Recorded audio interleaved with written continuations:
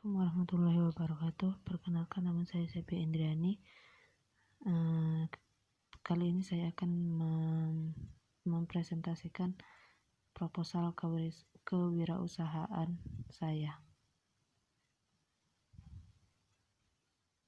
Puji dan syukur kami panjatkan kepada kehadirat Allah Subhanahu wa Ta'ala yang telah melimpahkan rahmat dan hidayahnya kepada kita semua umumnya, dan pada saya khususnya, sehingga dapat menyelesaikan tugas proposal ini. Kami ucapkan terima kasih yang sebesar-besarnya kepada semua yang telah membantu dan telah mendukung kami dalam menyelesaikan ide ini hingga selesai dan membuat kami menyelesaikan tugas ini, dan kepada ibu dosen mata kuliah kewirausahaan di jurusan Manajemen Informatika, Akademi Manajemen Informatika dan Komputer. Salah satu tujuan dibuatnya proposal kewirausahaan ini adalah memenuhi salah satu tugas dari mata kuliah kewirausahaan yang saya ambil. Proposal ini juga saya jadikan sebagai bentuk dokumen tertulis usaha yang kami rintis dari awal. Bab 1. Pendahuluan. Latar belakang. Sekarang sudah hampir seluruh belahan dunia sedang mengalami pandemi COVID-19. Sudah banyak korban yang berjatuhan akibat virus COVID-19 yang penyebaran begitu cepat. Salah satu penanganan virus ini yaitu dengan menggunakan masker. Di saat susahnya masker medis, karena yang lebih penting adalah pihak medis yang berada di garda terdepan melawan COVID. Ada pemerintah memberikan solusi kepada masyarakat untuk menggunakan masker kain. Karena itu saya memikirkan, mempunyai ide, selain untuk melindungi dari COVID-19, masker yang saya akan produksi bisa untuk sebagai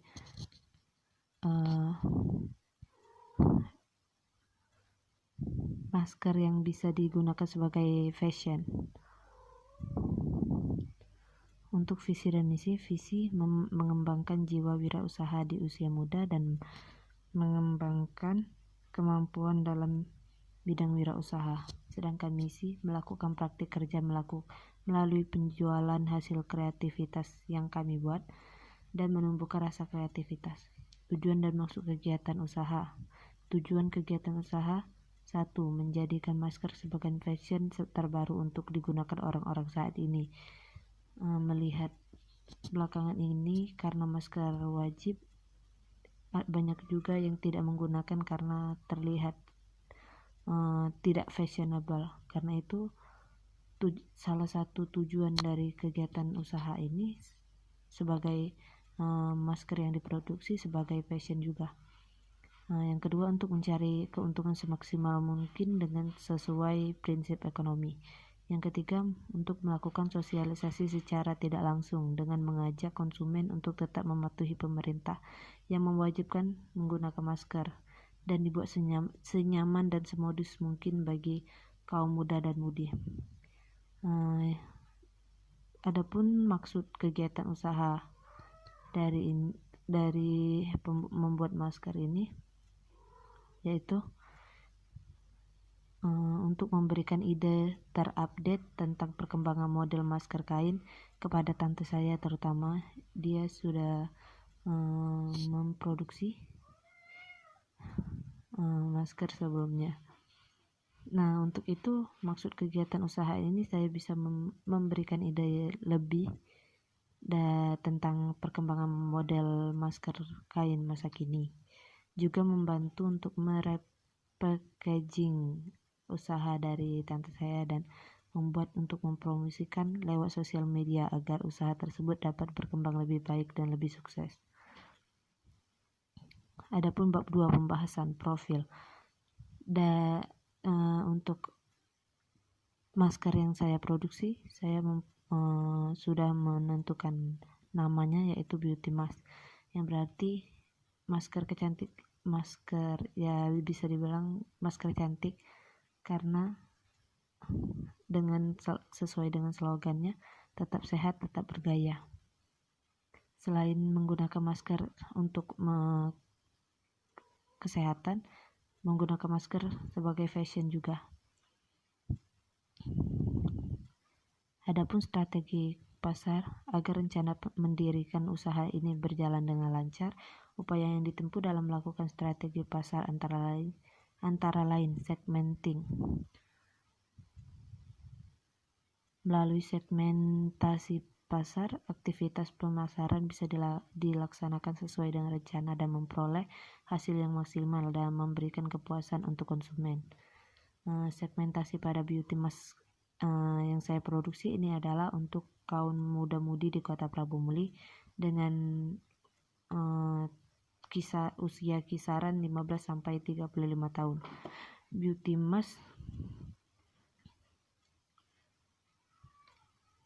mask memiliki tujuan untuk memberikan perlindungan dari serangan virus COVID-19 juga sebagai fashion terbaru di Kota Prabu Muli. Secara segmen, kami menyasar pada semua kaum, baik kelas ekonomi bawah hingga atas, karena kami mempunyai price list yang dapat dijangkau oleh kaum ekonomi bawah. Untuk yang kedua, targeting. Targeting merupakan tindakan menilai ketertarikan dan minat dari beragam segmen pasar. Target pasar dipahami sebagai kelompok yang dipilih oleh suatu bisnis untuk dijadikan sebagai calon pelanggan. Itu tadi kami lebih condong kepada untuk usia yang 15 sampai 35 tahun. Yang ketiga, positioning. Dengan slogan tetap sehat, tetap bergaya, kami memposisikan diri sebagai masker penunjang kesehatan, juga tetap bergaya modis. Analisis SWOT yang untuk kegiatan kali ini, stretch itu harga relatif murah, produk menarik dan fashionable untuk muda-mudi. Weakness sudah mulai banyak weakness atau kelemahannya itu sudah mulai banyak yang membuat masker kain. Namun kami akan tetap mencari seunik dan se-fashionable mungkin agar menarik pelanggan untuk berbelanja atau membeli masker di tempat kami. Opportunity, menerima pesanan, melayani jual beli online. Treatnya, banyak penjual produk serupa dengan bahan yang lebih baik. Bab 2. Manajemen produksi. Proses produksi, kegiatan yang kami lakukan dalam kegiatan produksi yaitu membeli bahan kain untuk membuat masker sebagai ready stock. Selagi membuat masker tersebut, kami akan sibuk mempromosikan masker tersebut di sosial media seperti Instagram, Facebook, WhatsApp, atau bahkan TikTok. Yang keempat, melakukan packaging masker. Pas respon kepada customer melalui chat, lalu menerima pesanan. Yang ketujuh, melakukan pengemasan dan mengirimkan kepada pelanggan. Untuk bahan baku, dalam proses produksi kami menggunakan bahan baku sebagai berikut: kain, benang, plastik, dan stiker atau logo spidol.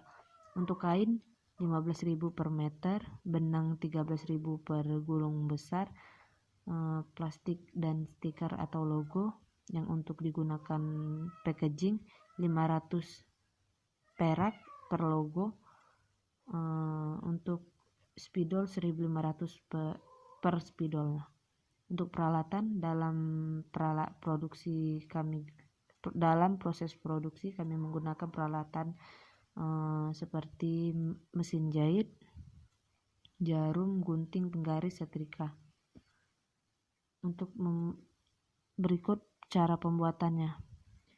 Memotong kain berdasarkan pola. Yang pertama, pola pertama adalah untuk bagian utama masker dan pola kedua untuk bagian tali. Yang kedua, lipat kain pola pertama sesuai titik-titik yang telah dibuat. Gunakan setrika agar lipatan lebih rapi. Kemudian jahit pada bagian pinggirnya agar lipatan kain tidak berubah. Selanjutnya lipat ke dalam dua kali sesuai ukuran batas pinggir, lalu jahit rapi. Yang ketiga, lipat kain pola kedua dengan cara melipat bagian masing-masing tepi ke dalam. Gunakan setrika agar lipatan lebih rapi, kemudian balik sehingga lipatan tadi berdempetan pada bagian luarnya.